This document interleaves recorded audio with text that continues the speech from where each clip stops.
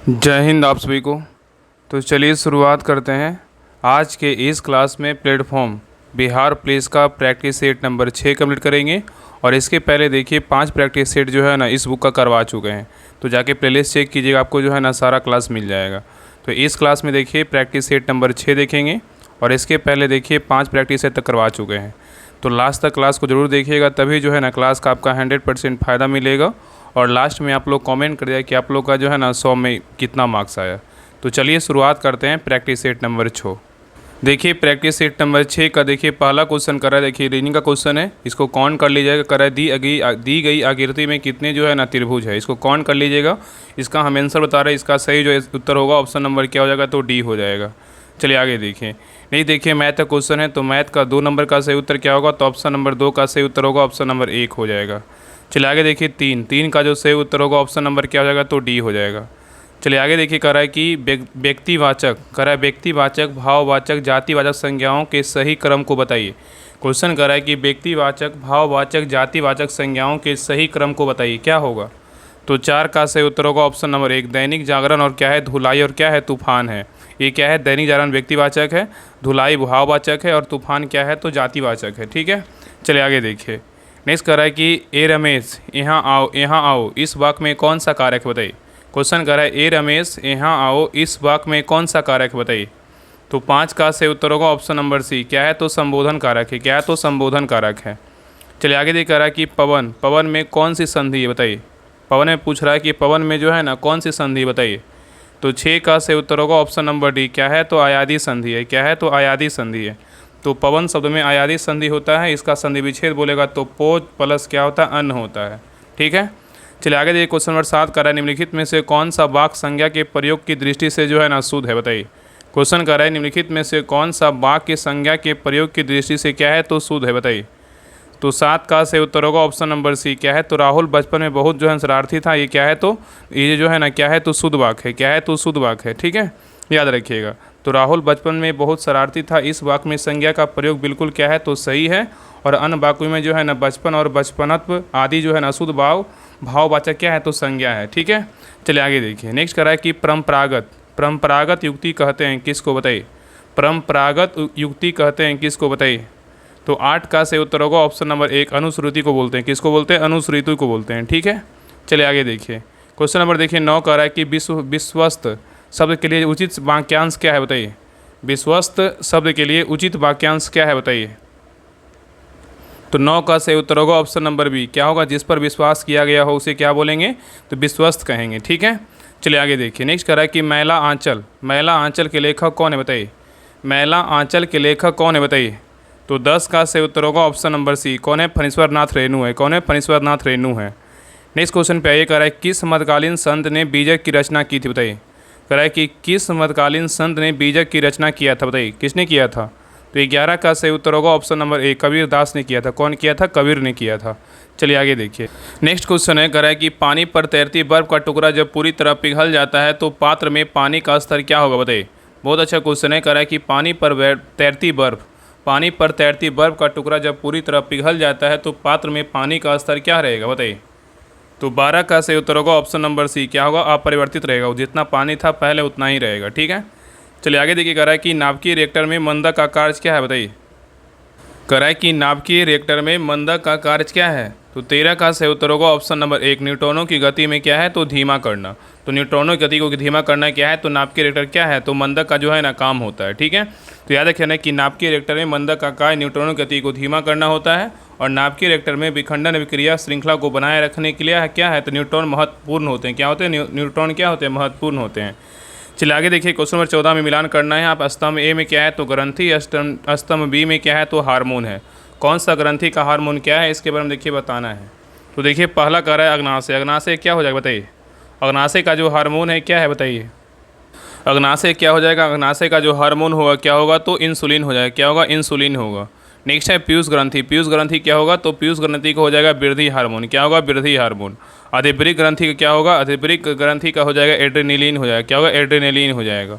और थायराइड ग्रंथि क्या हो जाएगा, थायराइड ग्रंथि का हो जाएगा थायरॉक्सिन हो जाएगा। ठीक है, तो सही उत्तर क्या होगा, ऑप्शन नंबर ए हो जाएगा। चलिए आगे देखिए। क्वेश्चन नंबर 15 कह रहा है कि फॉर्मिक अम्ल, कह रहा है कि फॉर्मिक अम्ल किस में पाया जाता है बताइए। फॉर्मिक अम्ल जो है ना किस में पाया जाता है बताइए। तो 15 का सही उत्तर होगा ऑप्शन नंबर सी, चींटी के डंक में क्या पाया जाता है, तो फॉर्मिक अम्ल पाया जाता है। चलिए आगे दिख रहा है कि ऊष्मागतिकी का प्रथम नियम किसके संरक्षण पर जो है ना आधारित है। ऊष्मागति का प्रथम नियम किसके संरक्षण पर आधारित है बताइए, क्या होगा बताइए। ऊष्मागतिकी का प्रथम नियम किसके संरक्षण पर आधारित है। तो 16 का सही उत्तर होगा ऑप्शन नंबर बी, किसके है, तो संवेग पर है। किस पर है, तो संवेग पर है। तो ऊष्मागतिकी का प्रथम नियम क्या है, ऊर्जा संरक्षण पे क्या है, तो यहाँ पे सॉरी यहाँ पे इसका सही उत्तर होगा ऑप्शन नंबर जो है ना संवेग पे कैसे होगा, ऑप्शन नंबर बी हो जाएगा। ऊर्जा संरक्षण पे क्या है, तो आधारित है। तो ऊष्मागति का प्रथम नियम जो है ना किसके संरक्षण पे आधारित है। तो ऊष्मागति का प्रथम नियम क्या है, ऊर्जा संरक्षण के नियम पे क्या है, आधारित है।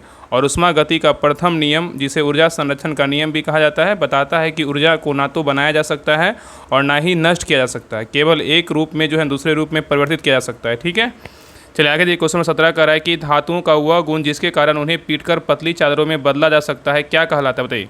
बहुत अच्छा क्वेश्चन है, कह रहा है कि धातुओं का वह गुण जिसके कारण उन्हें पीटकर पतली चादरों में बदला जा सकता है, क्या कहलाता है बताइए। तो 17 का सही उत्तर होगा ऑप्शन नंबर बी, क्या कहते हैं, आघात वर्धनेता कहते हैं। क्या कहते हैं, आघात वर्धनेता कहते हैं। ठीक है, चलिए आगे देखिए। इस कह रहा है कि निम्न में से कौन सा एक एंटीवायरस सॉफ्टवेयर का उदाहरण है बताइए। कह रहा है कि निम्नलिखित में से कौन एक एंटीवायरस सॉफ्टवेयर का उदाहरण है बताइए, कौन है। तो 18 का सही उत्तर होगा ऑप्शन नंबर सी, क्या है, तो नोट्रॉन है। क्या है, तो नोट्रॉन है। ठीक है, नोट्रॉन है। तो नोट्रॉन एक क्या है, एंटीवायरस सॉफ्टवेयर का क्या है, उदाहरण है। और एंटीवायरस सॉफ्टवेयर एक प्रकार का कंप्यूटर प्रोग्राम है जिसे मैलवेयर जैसे virus, worms, Trojan horse, ransomware, spyware आदि का पता लगाने और रोकने और हटाने के लिए डिज़ाइन किया गया है। ठीक है, चलिए आगे देख रहा है कि क्लाउड कंप्यूटिंग में क्लाउड से क्या तात्पर्य है बताइए। क्लाउड कंप्यूटिंग में क्लाउड से क्या तात्पर्य है बताइए, क्या होगा। तो 19 का सही उत्तर होगा ऑप्शन नंबर बी, इंटरनेट पर होस्ट की जो है ना की गई सेवाएं हैं। चलिए आगे देख रहा है कि भारत का मिसाइल मैन जो है ना किसे कहा जाता है। भारत का मिसाइल मैन किसे बोलते हैं बताइए। तो 20 का सही उत्तर होगा option number C, APJ Abdul Kalam को क्या बोलते हैं, भारत का मिसाइल मैन कहा जाता है। चलिए आगे देख रहा है कि आत्महत्या की थैली सुसाइडल बैग किस कोशिकांग को कहते हैं बताइए। आत्महत्या की थैली किस कोशिकांग को कहा जाता है बताइए। तो 21 का सही उत्तर होगा ऑप्शन नंबर सी, लाइसोसोम को बोलते हैं। किसको बोलते हैं, लाइसोसोम को क्या कहा जाता है, आत्महत्या की थैली कहा जाता है। चलिए आगे देखिए क्वेश्चन नंबर 22 का रहा है कि 1867 में मुंबई में प्रार्थना समाज की स्थापना किसने की थी बताइए। 1867 में मुंबई में प्रार्थना समाज की स्थापना किसने किया था बताइए। तो 22 का सही उत्तर होगा option number C, Atmaram Pandurang किया था। कौन किया था, आत्माराम पांडुरंग ने किया था। प्रार्थना जब भी कोई करते हैं तो आत्मा से करते, क्या करते हैं, आत्मा से करते। इस तरह जो है ना याद रखिएगा। और एशियाटिक सोसाइटी की स्थापना बोलेगा तो कब कौन किए थे, इसका संस्थापक कौन थे, विलियम जोन्स थे। इसका स्थापना कब हुआ, 1784 में हुआ था। और आत्मीय सभा का स्थापना पूछेगा तो जो है ना आत्मीय सभा का स्थापना किसने किया था, राजा राम मोहन राय ने किए थे। और कब किए थे, 1815 में किया था। ठीक है, याद रखिएगा। और आत्माराम पांडुरंग जो है ना प्रार्थना समाज का स्थापना पूछेगा तो कब किए थे, 1867 में किए थे। कब किए थे, 1867 में आत्माराम पांडुरंग किए थे। चलिए आगे देखिए नेक्स्ट क्वेश्चन है, कह निम्नलिखित में से कौन सा अनुच्छेद रीट अधिकारिता से संबंधित है और अनुच्छेद 32 के समान क्या है प्रावधान रखता है बताइए। क्वेश्चन कह रहा है निम्नलिखित में से कौन सा अनुच्छेद रीट अधिकारिता से संबंधित है और अनुच्छेद 32 के समान जो है ना प्रावधान रखता है बताइए, कौन सा अनुच्छेद है। तो 23 का सही उत्तर होगा ऑप्शन नंबर सी, अनुच्छेद कितना है, तो 226 है। चलिए आगे देख रहा है कि निम्न में से कौन सा राज दालों का सबसे बड़ा उत्पादक है बताइए। कह रहा है कि निम्न में से कौन सा राज्य है जो दालों का जो है ना सबसे बड़ा क्या है, उत्पादक है बताइए, कौन सा राज्य है। तो 24 का सही उत्तर होगा ऑप्शन नंबर बी, कौन सा राज्य है, तो मध्य प्रदेश है। चलिए आगे देख रहा है कि सुदर्शन झील का विवरण गिरनार जूनागढ़ में के एक अभिलेख में उल्लेखित है जिसकी रचना शक शासक की जो है किसकी उपलब्धि को दर्ज करने के लिए की गई है बताइए।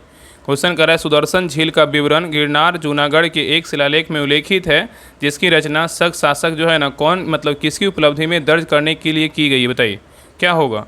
तो 25 का सही उत्तर होगा ऑप्शन नंबर ए, रुद्रदामन कौन होगा, तो प्रथम होगा। ठीक है, याद रखिएगा।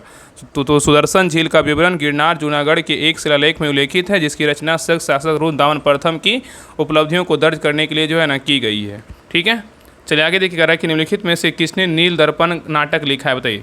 कह रहा है किसने नील दर्पण नाटक जो है ना लिखा है, किसने लिखा है बताइए। तो 26 का सही उत्तर होगा ऑप्शन नंबर क्या होगा, तो सी, दीनबंधु मित्र ने लिखा है। कौन लिखा है, दीनबंधु मित्र ने लिखा है। नेक्स्ट है, करें निम्नलिखित में से किसके द्वारा 1929 में बिहार प्रांतीय किसान सभा का गठन किया गया था बताइए। क्वेश्चन करें निम्नलिखित में से किसके द्वारा 1929 में बिहार प्रांतीय किसान सभा का गठन किया गया था बताइए, किसके द्वारा किया गया था।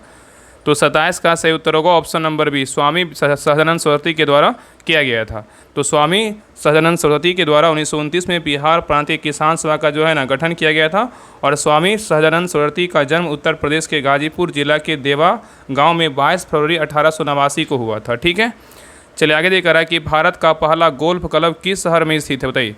भारत का पहला गोल्फ क्लब बोल रहा है किस शहर में स्थित है, बताइए। तो 28 का सही उत्तर होगा ऑप्शन नंबर ए, कोलकाता में। कहाँ है, तो कोलकाता में है। नेक्स्ट है ये कह रहा है कि भारत में प्रोजेक्ट टाइगर किस वर्ष शुरू किया गया था, बताइए। कह रहा है कि भारत में प्रोजेक्ट टाइगर किस वर्ष शुरू किया गया था। तो 29 का सही उत्तर होगा ऑप्शन नंबर ए, 1973 में जो है ना शुरू किया गया था। नेक्स्ट क्वेश्चन पे आइए, कह रहा है गोविंदजी नर्तनालय निम्नलिखित में से किस राज्य में स्थित है, बताइए। कह रहा है गोविंदी नर्तनालय निम्नलिखित में से किस राज्य में स्थित है, बताइए। तो 30 का सही उत्तर होगा ऑप्शन नंबर बी, कहाँ है, तो मणिपुर में। कहाँ है, तो मणिपुर में। नेक्स्ट है ये कह रहा है निम्नलिखित में से किस क्रांतिकारी के नेतृत्व में चटगांव शस्त्रागार पर छापा मारा गया था, बताइए। कह रहा है निम्नलिखित में से किस क्रांतिकारी के नेतृत्व में चटगांव शस्त्रागार पर छापा मारा गया था, बताइए। कौन थे, तो 31 का सही उत्तर होगा ऑप्शन नंबर ए, कौन थे, सूर्यसेन। कौन थे, सूर्यसेन। तो सूर्यसेन के नेतृत्व में चटगांव शस्त्रागार पर छापा मारा गया था।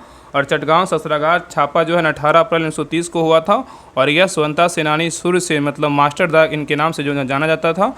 और के नेतृत्व में जो है ना सूर्यसेन के नेतृत्व में पुलिस और सहायक बलों के शस्त्रागार पर जो है ना छापा मारने का क्या है, एक प्रयास किया गया था। ठीक है, चलिए आगे देख रहा है निम्नलिखित में से किस मौर्य राजा के शासनकाल में कलिंग युद्ध लड़ा गया था, बताइए।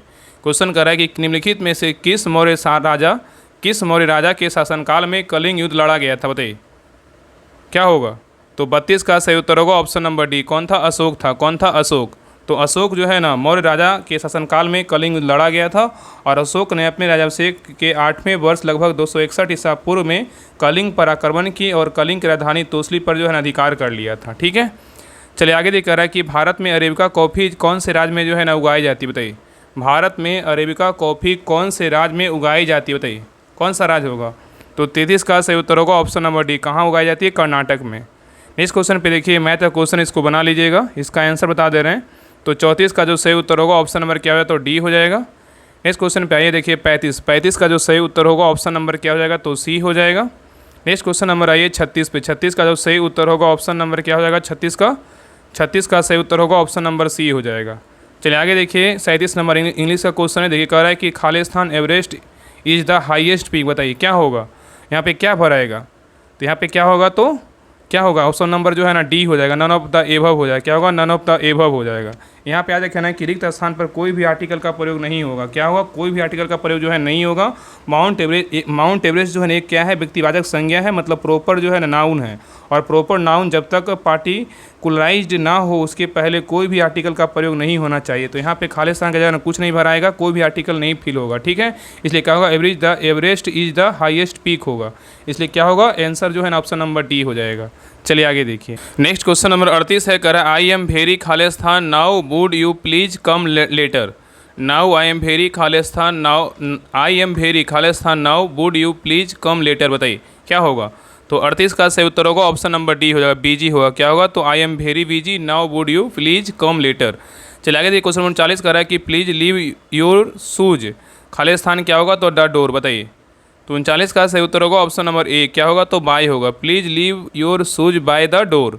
नेक्स्ट आइए क्वेश्चन नंबर 40 पे कर रहा है give the word for the underline part of the sentences you hand writing can not be read, बताइए क्या होगा। तो 40 का सही उत्तर होगा ऑप्शन नंबर क्या हो जाएगा, तो बी हो जाएगा, एलिजिबल होगा। क्या होगा, एलिजिबल होगा। ठीक है, यहाँ पे क्या होगा, एलिजिबल होगा। ठीक है, यहाँ पे क्या है, तो यहाँ पे दिया हुआ है ना कि hand writing that can not be read, मतलब एलिजिबल मतलब आप पठनीय होगा। ठीक है, चलिए आगे दिखा रहा है कि choose the correct antonyms for the word remote, क्या होगा बताइए। रिमोट का पूछा है कि क्या होगा बताइए। तो 41 का सही उत्तर होगा ऑप्शन नंबर ए, क्या होगा, तो नियर होगा। क्या होगा, तो नियर होगा। ठीक है, नेक्स्ट ये कह रहा है कि give one word for the given statement a doctor who studies pathology is a, क्या होगा, a doctor who studies pathology is a. तो 42 का सही उत्तर क्या होगा, तो ऑप्शन नंबर हो जाएगा सी हो जाएगा, पैथोलॉजिस्ट हो जाएगा। क्या होगा, पैथोलॉजिस्ट हो जाएगा। नेक्स्ट ये कह रहा है कि the bottle has been opened the active voice for the sentences would be, क्या होगा बताइए। तो 43 का सही उत्तर होगा ऑप्शन नंबर सी हो जाएगा, someone has opened the bottle. Next ये कह रहा है कि नीचे कुछ पौधे के भाग दिए गए हैं, आलू का खाने योग्य भाग क्या है बताइए। कह रहा है कि नीचे कुछ पौधे के भाग दिए गए हैं, आलू का खाने योग्य भाग क्या है? तो 44 का सही उत्तर होगा ऑप्शन नंबर बी, क्या है? तो तना। इसको क्या बोलेंगे? तो कंद बोलेंगे। नेक्स्ट ये कह रहा है कि एक वर्णाढ़ पुरुष का विवाह एक समान वाहक मतलब नहीं महिला से होता है, उनके पुत्रों में प्रधानता होने की संभावना कितनी है? बताइए। क्वेश्चन कर रहे हैं एक वर्णाढ़ पुरुष का विवाह एक समान महिला से होता है, उनके पुत्रों में प्रधानता होने की संभावना कितनी है? तो 45 का सही उत्तर होगा ऑप्शन नंबर ए, क्या है? तो 0%। कितना है? तो 0%। ठीक है। नेक्स्ट कर रहा है कि पीत ज्वर येलो फीवर का वाहक कौन है? बताइए। पीत ज्वर का वाहक कौन है? तो 46 का सही उत्तर होगा ऑप्शन नंबर क्या हो जाएगा? तो बी हो जाएगा, एडीज मच्छर है। क्या है? तो एडीज मच्छर है। नेक्स्ट है करा इसरो। करा इसरो का मुख्यालय कहाँ स्थित है? बताइए। इसरो का मुख्यालय कहाँ स्थित है? बताइए। तो 47 का सही उत्तर होगा ऑप्शन नंबर सी, बेंगलुरु में। कहाँ है? बेंगलुरु में। और इसका स्थापना पूछेगा, इसरो का स्थापना कब हुआ? तो 1969 में जो है इसका स्थापना किया गया था। ठीक है, इसरो का। और मुख्यालय पूछेगा तो कहाँ है? बेंगलुरु में है।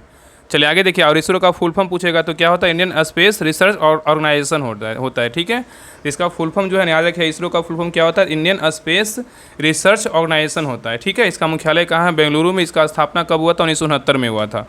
नेक्स्ट ये कह रहा है कि एक ट्रांसफार्मर का कोड पटलित क्यों बनाया जाता है? बताइए। कह रहा है कि एक ट्रांसफार्मर का कोड पटलित जो है ना क्यों बनाया जाता है? बताइए किसके लिए? तो 48 का सही उत्तर होगा ऑप्शन नंबर बी, भंवर धाराओं मतलब ईडी करंट को कम करने के लिए। ठीक है। चलिए आगे देख रहा है कि पीतल जो है ना किन धातुओं का मिश्र धातु है? बताइए। पीतल जो है किन धातुओं का मिश्र धातु है? तो 49 का सही उत्तर होगा ऑप्शन नंबर बी, तांबा। और किसका है? तो जिंक का है। नेक्स्ट आइए, कह रहा है भोजन में आयोडीन की कमी से कौन सा रोग होता है? बताइए। भोजन में आयोडीन की कमी से कौन सा रोग होता है? तो 50 का सही उत्तर होगा ऑप्शन नंबर सी, घेघा होता है। क्या होता है? इसी को जो है इंग्लिश में क्या बोलते हैं? ग्वाइटर बोलते हैं। नेक्स्ट ये कह रहा है कोणीय संवेग एंगुलर मोमेंटम का विमीय सूत्र क्या है? बताइए। कोणीय संवेग का जो विमीय सूत्र होता है क्या होता है? बताइए। तो 51 का सही उत्तर क्या होगा? ऑप्शन नंबर एक, ml² T क्या होता है? 2 होता है। नेक्स्ट ये कह रहा है BCG का टीका किस रोग से बचाव के लिए लगाया जाता है? बताइए। BCG का टीका किस रोग से बचाव के लिए लगाया जाता है? बताइए। तो 52 का सही उत्तर होगा ऑप्शन नंबर बी, क्षय रोग। इसी को क्या बोलते हैं? टीबी रोग के लिए जो है ना बचाव के लिए BCG का टीका लगाया जाता है। तो BCG का टीका क्षय रोग मतलब टीबी से बचाव के लिए क्या किया जाता है? लगाया जाता है। ठीक है। और BCG का फुल फॉर्म क्या होता है? तो बैसिलस कैलमेट क्या होता है? गुरीन होता है। एक टीका है जो मुख्य रूप से तपेदिक ट्यूबरकुलोसिस टीबी जिसे क्षय रोग भी कहा जाता है कि रोकथाम के लिए जो है ना उपयोग किया जाता है। ठीक है।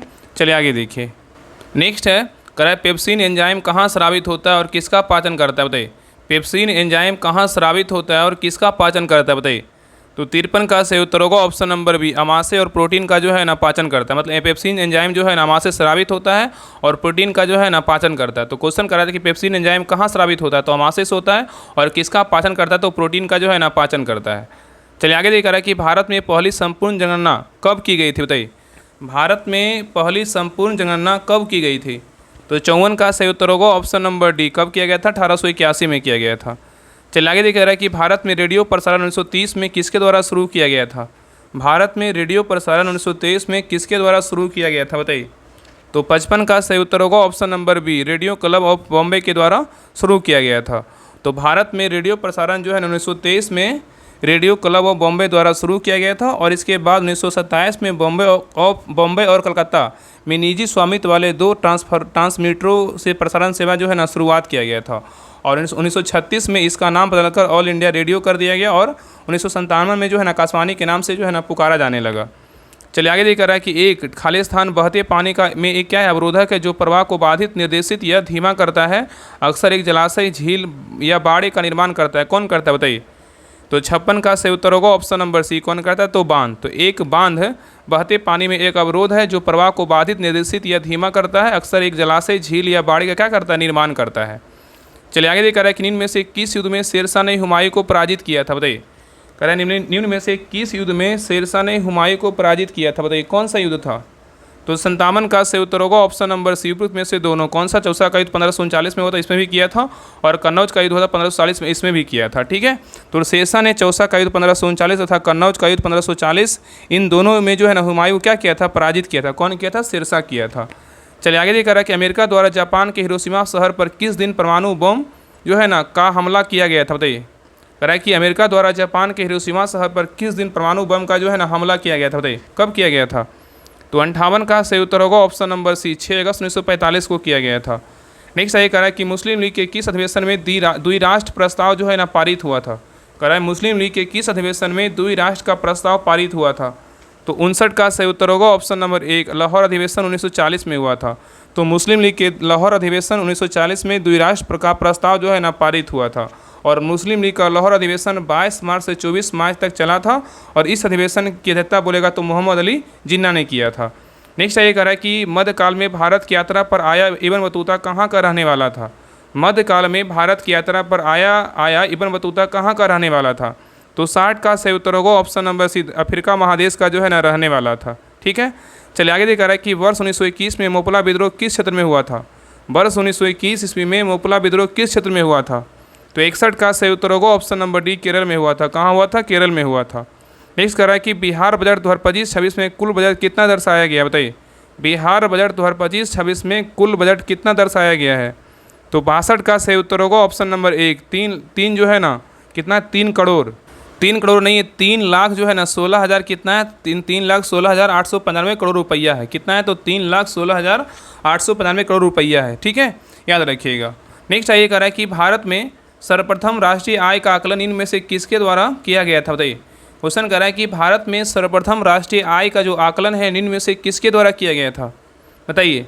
तो 63 का सही उत्तर होगा ऑप्शन नंबर सी, दादा भाई नौरोजी के द्वारा किया गया था। नेक्स्ट आइए कह रहा है क्वेश्चन नंबर 64 कह रहा है कि राष्ट्रीय खाद्य सुरक्षा मिशन का शुभारंभ कब किया गया था। राष्ट्रीय खाद्य सुरक्षा मिशन का जो शुभारंभ किया गया था कब किया गया था। तो 64 का सही उत्तर होगा ऑप्शन नंबर सी, 2007 ईस्वी में किया गया था। चलिए आगे देखा रहा है कि अमर सेन को किस वर्ष अर्थशास्त्र का नोबेल पुरस्कार मिला था। अमर सेन को किस वर्ष अर्थशास्त्र का नोबेल पुरस्कार मिला था, कब मिला था। तो 65 का सही उत्तर होगा ऑप्शन नंबर 1, 1998 ईस्वी में मिला था। नेक्स्ट ये कह रहा है कि यदि जो है ना, देखिए इसको बना लीजिएगा, यदि इतना जो है इतना में 11 से विभाजित करने पर के का मान पूछा, यहाँ पे देखिए के का मान पूछा, इसको बना लीजिएगा। इसका आंसर बता दें, इसका आंसर क्या होगा। तो ऑप्शन नंबर जो है ना 66 क्या हो जाएगा, तो ऑप्शन नंबर ए हो जाएगा, 9 होगा। के का मान कितना होगा, तो 9 होगा। और देखिए ये जो है ना मैथ पूरा सिंपल है, इसको अगर बनाइएगा तो पूरा सिंपल है, बन जाएगा। बाकी डिटेल पीडीएफ हम डाल देंगे, वहाँ से देख लीजिएगा। इसमें देखिए कुछ नहीं करना है। देखिए यहाँ पे के का मान पूछा ना, पहले फर्स्ट डिजिट देखिए यहाँ पे, इसको एक डिजिट जो है ना छोड़ के लीजिए। देखिए 7, फिर के क्या होगा, फिर 7 4, फिर क्या होगा के हो जाएगा, फिर क्या होगा तो 5 होगा। तो पहले लिखिएगा 7 प्लस 4 प्लस लिखिएगा के प्लस कितना लिखिएगा 5 लिखिएगा, और बराबर जो है ना कितना ऊपर से फिर लीजिए, कितना है तो 8, फिर 5, फिर कितना होगा तो 8 होगा, फिर कितना होगा 4 होगा। तो यहाँ पर दीजिएगा 8 प्लस 5 प्लस कितना होगा तो 8 होगा प्लस 4 होगा। अब दोनों को इधर ऐड कीजिएगा, इधर ऐड कीजिएगा तो कितना आएगा, तो 16 प्लस के आएगा, कितना आएगा 16 प्लस के आएगा बराबर कितना 25। 25 में तो के का मान कितना आएगा तो 9 आएगा। 16 में से 25 में 16 घटाएगा कितना आएगा तो 9 आएगा। इस प्रकार ये जो है ना मैथ बन जाएगा। ठीक है, सिंपल है, ज़्यादा है नहीं हार्ड, बना लीजिएगा तो बन जाएगा। आगे इसका आंसर क्या होगा, ऑप्शन नंबर जो है ना ए हो जाएगा। आगे देखिए 67 का जो सही उत्तर होगा, देखिए अगला पद बोला है कि अगला संख्या जो है ना क्या होगा। देखिए कितना कितना बढ़ रहा है, तो पहला देखिए +3 बढ़ रहा है, फिर +5 बढ़ रहा है, फिर +7 बढ़ रहा है, फिर +9 बढ़ रहा है, और फिर कितना बढ़ेगा +11 बढ़ेगा। तो क्या होगा, तो ऑप्शन नंबर जो है ना क्या हो जाएगा, तो ए हो जाएगा, 70 हो जाएगा। ठीक है, चलिए आगे देख रहा है कि आकाश का नीला रंग किस प्रकार से घटना कारण दिखाई देता है, बताइए। क्वेश्चन कर रहा है कि आकाश का नीला रंग किस प्रकार से घटना के कारण दिखाई देता है, बताइए। तो 68 का सही उत्तर होगा ऑप्शन नंबर सी, क्या होगा तो प्रकीर्णन होगा। तो आकाश का नीला रंग प्रकीर्णन प्रकाशीय घटना के कारण दिखाई देता है, और जब सूर्य का प्रकाश पृथ्वी के वायुमंडल में प्रवेश करता है तो यह वायुमंडल में मौजूद गैसों के अणुओं और अन्य सूक्ष्म कणों जैसे धूल जलवाष्प से क्या है, टकराता है। ठीक है, चलिए आगे देखिए। नेक्स्ट है करा, यदि एक चालक तार की लंबाई दोगुनी कर दी जाए तो अनुप्रस्थ काट का क्षेत्रफल आधा कर दिया जाए तो उसका प्रतिरोध कितना हो जाएगा। प्रारंभिक प्रतिरोध जो है ना आर मानते हुए बनाना है, बताइए क्या होगा। तो 69 का सही उत्तर होगा ऑप्शन नंबर डी, कितना होगा तो 4R होगा। नेक्स्ट ये कह रहा है कि बैकेलाइट किस प्रकार का प्लास्टिक है। बैकेलाइट जो है किस प्रकार का प्लास्टिक है, बताइए। तो 70 का सही उत्तर होगा option number B, thermosetting plastic है। नेक्स्ट देखिए यहाँ पे मिलान करना है, स्तंभ में क्या है विटामिन दिया हुआ, स्तंभ बी में क्या है कमी से रोग है, मतलब कौन सा विटामिन कमी से कौन सा रोग होता है इसके बारे में बताना है। चलिए बताइए, विटामिन ए की कमी से जो है ना कौन सा रोग होता है, बताइए। विटामिन ए कमी से कौन सा रोग सबको पता है, क्या होता है, रतौंधी होता है। और विटामिन B1 कमी से कौन सा रोग होता है, विटामिन B1 कमी से क्या होता है तो बेरी होता है। और विटामिन सी कमी से क्या होता है, तो विटामिन सी कमी से क्या होता है तो स्कर्वी होता है। और विटामिन डी कमी से क्या होता है, विटामिन डी कमी से जो है रिकेट्स होता है, क्या होता है रिकेट्स होता है। और विटामिन के की कमी से क्या होता है, रक्त का थक्का ना जमना। ठीक है, तो सही उत्तर क्या होगा, तो ऑप्शन नंबर जो है ना क्या हो जाएगा, तो 3 4 1 2 5, तो ऑप्शन नंबर क्या होगा ए हो जाएगा। चलिए आगे ये कह रहा है कि यहाँ पे कह रहा है कि 4.4 ग्राम CO2 में ऑक्सीजन के कितने परमाणु होंगे बताइए। यहाँ पे दिया C बराबर 12, जीरो बराबर कितना है, तो ऑक्सीजन बराबर कितना है 16 AMU है, एवोगाड्रो की संख्या Na है, जिसको निकालना है। इसका जो सही उत्तर क्या होगा, ऑप्शन नंबर जो है ना B हो जाएगा। कितना होगा, तो B होगा। चलिए आगे ये कह रहा है कि एक गेंद को 20 मीटर प्रति सेकेंड से प्रारंभिक वेग से ऊर्ध्वाधर ऊपर की ओर फेंका जाता है, तो उच्चतम बिंदु पर उसका वेग और त्वरण क्रमशः क्या होंगे, जहाँ भी G बराबर क्या है 10 मीटर प्रति सेकेंड स्क्वायर मान दिया हुआ। बताइए, तो 73 का सही उत्तर होगा ऑप्शन नंबर B हो जाएगा। 0 मीटर प्रति सेकेंड से 10 मीटर जो है ना, और क्या होगा 10 मीटर प्रति सेकेंड स्क्वायर से नीचे की ओर होगा।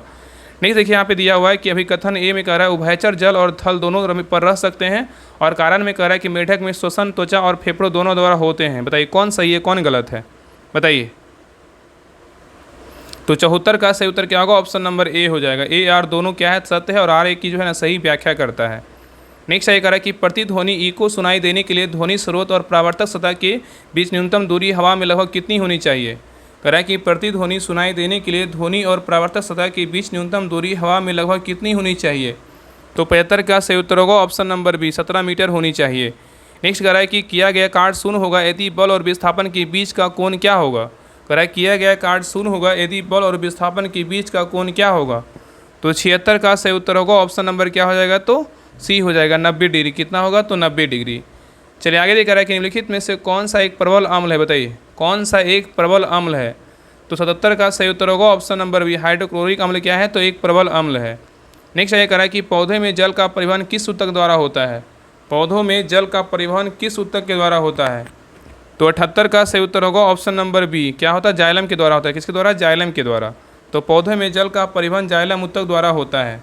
नेक्स्ट आइए क्वेश्चन नंबर देखिए 79 कह रहा है कि मानव रक्त का pH मान समानता कितना होता है। बताइए मानव रक्त का pH मान समानता कितना होता है। तो 79 का सही उत्तर होगा ऑप्शन नंबर C कितना होता है 7 जो है ना 4 होता है। कितना 7.4 होता है। नेक्स्ट ये कह रहा है कि खेलो इंडिया बीच गेम्स का जो है ना कैमा संस्करण दमन और दीप में आयोजित किया गया था। बताइए कह रहा है खेलो इंडिया बीच गेम्स का कौन सा संस्करण जो है दमन और दीप में आयोजित किया गया था। बताइए तो 80 का सही उत्तर होगा ऑप्शन नंबर 1 पहला संस्करण था। क्या था, पहला संस्करण। तो खेलो इंडिया बीच गेम्स का पहला संस्करण दमन और दीप में क्या किया गया था, आयोजित किया गया था। नेक्स्ट है कह रहा है देश का सबसे बड़ा संरक्षण रिजर्व तासारपचू किस राज्य में स्थापित किया गया। बताइए कह रहा है देश का सबसे बड़ा संरक्षण रिजर्व तासारपचू जो है ना किस राज्य में स्थापित है। बताइए ऐसा कैसा नाम है, बताइए क्या होगा। तो 81 का सही उत्तर होगा ऑप्शन नंबर A कहाँ, हिमाचल प्रदेश में है। तासारपचू बोलेगा तो कहाँ, हिमाचल प्रदेश में है। नेक्स्ट ये कह रहा है कि भारत और जो है ना किसने समुद्री महामार्गों में प्लास्टिक के कचरे से उत्पन्न होने वाले प्रदूषण से निपटने के लिए 2 शोध परियोजनाओं जो है ना शुरू की है। बताइए किसने किया है।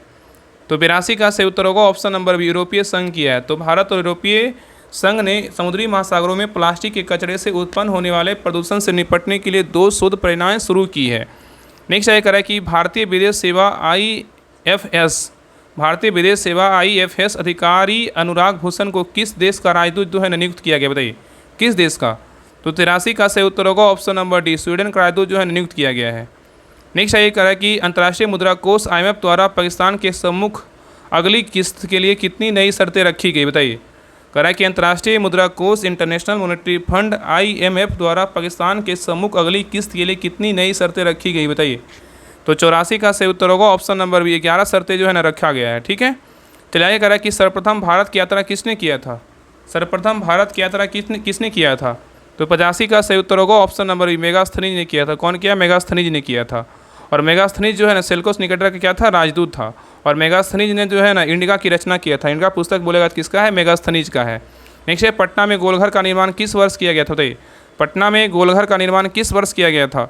तो 86 का जो सही उत्तर होगा ऑप्शन नंबर क्या होगा, तो A हो 1786 में किया गया था। तो पटना में गोलघर का निर्माण कब किया गया था, 1786 में किया गया था। नेक्स्ट ये कह रहा है कि पराबैंगनी किरणों से रक्षा करने वाली परत है कौन सा है। बताइए पराबैंगनी किरणों से रक्षा करने वाली जो परत है ना कौन सी परत है। बताइए तो 87 का सही उत्तर क्या होगा, तो ऑप्शन नंबर जो है ना B होगा स्ट्रेटोस्फीयर है। इसी को क्या बोलते हैं, समताप मंडल कहते हैं। ठीक है, तो कह रहा है कि पराबैंगनी किरणों से रक्षा करने वाली परत क्या है, तो स्ट्रेटोस्फीयर है। इसी को हिंदी में क्या बोलते हैं, समताप मंडल कहते हैं। चलिए आगे देखा रहा है कि S आकार का महासागरीय कटक क्या है। बताइए S आकार का महासागरीय कटक क्या है। बताइए तो 88 का सही उत्तर होगा ऑप्शन नंबर जो है ना बी होगा, मध्य अटलांटिक कटक है। क्या है? तो मध्य अटलांटिक जो है ना कटक है। ये सब देखिए क्वेश्चन जो है ना हम टेस्ट में करवा चुके हैं। जो टेलीग्राम पे टेस्ट होता है शाम में 3 बजे, वो सभी जो टेस्ट होता है ना सारा दिया कीजिए। उसमें जो है ना सारा, इसमें लगभग आपको बहुत सारे क्वेश्चन उस टेस्ट में हम करवा चुके हैं। लगभग उसमें जो है ना 100 प्रैक्टिस सेट करवा चुके हैं बिहार दरोगा का, और 100 प्लस जो है ना बोर्ड है। तो उसका स्पेशल जो है ना उसको अच्छे से एक बार रिवीजन कर लीजिएगा, आपका डायरेक्ट उससे जो है ना क्वेश्चन देखने को मिलेगा। बाकी जितना यूट्यूब पे चैनल पे क्लास आता है सभी क्लास को देखिए और होमवर्क कंप्लीट कीजिए, आपका 100% जो है ना रिजल्ट होगा। बाकी टेस्ट जितना होता है इतने भी उस जरूर टेस्ट को लगाइए। उसमें बहुत सारे क्वेश्चन, जब भी हम क्लास करवाते हैं तब आपको बहुत सारे क्वेश्चन उस टेस्ट में हम पहले ऑलरेडी करवा रखे हैं। बाकी अभी 30 दिन का समय लगभग आपका जो है ना 30-35 टेस्ट और होगा, तो आपका जो है उससे बहुत फायदा करेगा। इसलिए सभी लोग 3 बजे का टेस्ट दिया कीजिए। जो टेलीग्राम पे टेस्ट होता है, डिस्क्रिप्शन में जो है टेस्ट ग्रुप का लिंक दिया, तो ग्रुप का जो है ना लिंक पे क्लिक करके सभी लोग टेस्ट ग्रुप जरूर ज्वाइन कर लीजिएगा। चलिए आगे देखिए। क्वेश्चन नंबर 89 कह रहा है कि निम्न श्रेणियों में कौन सी पश्चिमी घाट का भाग नहीं है, बताइए। कह रहा है निम्न श्रेणियों में कौन सी पश्चिमी घाट का भाग नहीं है, बताइए कौन नहीं है। तो 89 का सही उत्तर होगा ऑप्शन नंबर डी, कामेट नहीं है, लेकिन अनाईमोड़ी है, पालनी है, कार्डमम क्या है, तो पश्चिमी घाट का जो है ना क्या है, तो भाग है। ठीक है, तो कामेट जो है ना, कामेट का शिखर क्या है, तो भारत चीन की सीमा पर है। और कामेट शिखर का अगर ऊंचाई पूछे कितना, 7756 मीटर है। और पालनी पहाड़ी बोलेगा तो कहाँ है, तमिलनाडु में है। और कार्डमम की पहाड़ी कहाँ है, तो केरल में है। ठीक है, और अनाईमुड़ी की पहाड़ियों की जो है चोटी बोलेगा, अन्नामलाई की पहाड़ियों की सर्वोच्च चोटी। अनाईमुड़ी की चोटी जो है अन्नामलाई की पहाड़ियों का क्या है, सर्वोच्च चोटी है। ठीक है, चल आगे देखिए। क्वेश्चन नंबर 90 का रहा है, कर्क रेखा निम्न में से किस राज्य से होकर गुजरती है। कर्क रेखा जो है निम्न में से किस राज्य से होकर गुजरती है, बताइए। तो 90 का सही उत्तर होगा ऑप्शन नंबर 1, झारखंड, मध्य प्रदेश और त्रिपुरा मिजोरम से होकर जो है ना गुजरती है। तो कर्क रेखा झारखंड, मध्य प्रदेश, त्रिपुरा मिजोरम राज्यों से होकर गुजरती है। और कर्क रेखा जो है ना लगभग भारत के मध्य से गुजरने वाली जो है ना कितने राज्य हैं, तो 8 राज्य है। ठीक है, भारत के 8 राज्यों से होकर कर्क रेखा गुजरती है। कौन कौन राज्य है, गुजरात है, राजस्थान है, मध्य प्रदेश है, छत्तीसगढ़ है, झारखंड है, पश्चिम बंगाल है, त्रिपुरा और क्या है, तो मिजोरम है। ठीक है, और कर्क रेखा जो है ना अगर पूछा कितना देश से गुजरती है तो क्या होगा, 17 देशों से गुजरती है। और 23.5 डिग्री उत्तरी अक्षांश को क्या बोलते हैं, कर्क रेखा बोलते हैं। और 23.5 डिग्री दक्षिणी अक्षांश को क्या बोलते हैं, मकर रेखा बोलते हैं। अब भूमध्य रेखा पर जो है 13 देशों से, कि भूमध्य रेखा जो है 13 देशों से होकर क्या करती है, गुजरती है। ठीक है, तो ये सभी पॉइंट याद रखिएगा। बाकी हम डिटेल PDF टेलीग्राम चैनल पर डाल देंगे, तो सभी लोग टेलीग्राम चैनल ज्वाइन कर लीजिएगा। डिस्क्रिप्शन में जो है लिंक दिया हुआ राहुल स्टडी ग्रुप के नाम से, उसमें 22,000 प्लस मेंबर, उसी को ज्वाइन कीजिएगा। वहाँ पे सारा अपडेट, आपका न्यूज़ इन्फॉर्मेशन, टेस्ट, सारा कुछ जो है ना करंट अफेयर्स, सारा जो स्लाइड होता है इंपॉर्टेंट, सारा कुछ वहीं पे आपको दिया जाता है। तो उस टेलीग्राम चैनल को जो है ना जरूर ज्वाइन कीजिएगा, जो राहुल स्टडी ग्रुप के नाम से है। वहाँ पर सारा आपको अपडेट मिलते रहेगा। ठीक है, चलिए आगे देखिए। नेक्स्ट कह रहा है कि किस राज्य में जेबू ग्लेशियर अवस्थित है, बताइए। कह रहा है किस राज्य में जेबू ग्लेशियर अवस्थित है, बताइए किस राज्य में है। तो 91 का सही उत्तर होगा ऑप्शन नंबर 1, कहाँ है, तो सिक्किम में है। नेक्स्ट ये कह रहा है कि भारत की कौन सी नदी हीराकुंड बांध से संबंधित है, बताइए। कह रहा है कि भारत की कौन सी नदी जो है हीराकुंड बांध से जो है ना संबंधित है, बताइए। तो 92 का सही उत्तर होगा ऑप्शन नंबर बी, कहाँ है, तो महानदी पर अवस्थित है। ठीक है, तो भारत में जो है ना भारत की महानदी क्या है, तो हीराकुंड बांध से क्या है, तो संबंधित है। और हीराकुंड बांध जो है ना संभलपुर कहाँ है, उड़ीसा में क्या है, अवस्थित है। और हीराकुंड बांध की अगर लंबाई पूछेगा तो कितना है, तो 4800 मीटर है। कितना है, तो 4800 जो है ना मीटर, 4800 मीटर है। ठीक है, चलिए आगे देखिए। इस कारण निम्नलिखित में से कौन सा जलवायु को प्रभावित करने वाला कारक नहीं है, बताइए। कारण निम्नलिखित में से कौन सा जलवायु को प्रभावित करने वाला कारक नहीं है, बताइए कौन नहीं है। तो 93 का सही उत्तर होगा ऑप्शन नंबर सी, मिट्टी की उर्वरता नहीं, लेकिन समुद्र की दूरी है, महासागरीय धाराएं हैं, ऊंचाई है। इस कारण कि 1946 में भारत आए कैबिनेट मिशन में कितने सदस्य थे, बताइए। 1946 में भारत आए कैबिनेट मिशन में कितने सदस्य थे। तो 94 का सही उत्तर होगा ऑप्शन नंबर बी, कितने सदस्य थे, 3 थे। कितने थे, 3 थे। नेक्स्ट आएगा, निम्नलिखित में से क्या भारत का नागरिक बनने के लिए आवश्यक नहीं है, क्या नहीं आवश्यक है, बताइए। निम्नलिखित में से क्या भारत का नागरिक बनने के लिए आवश्यक नहीं है, क्या चीज़ आवश्यक नहीं है, बताइए।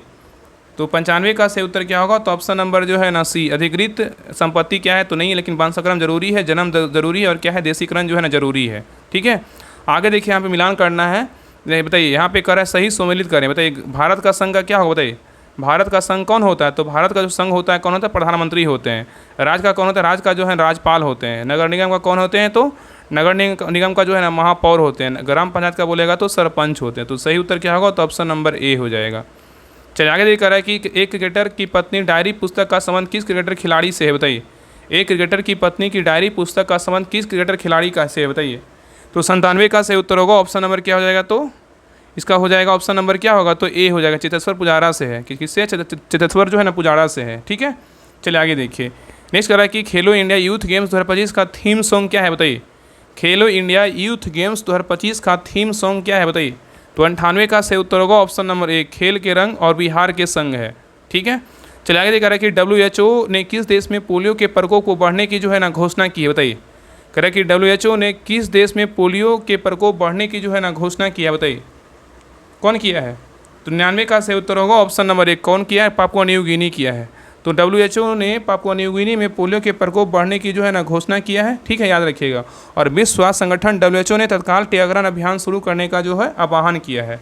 चलिए आगे देखिए, क्वेश्चन नंबर लास्ट कह रहा है कि बिहार राज्य सरकार ने गया का नाम बदलकर क्या कर दिया, बताइए। कह रहा है बिहार राज्य सरकार ने गया का नाम बदलकर क्या कर दिया, बताइए।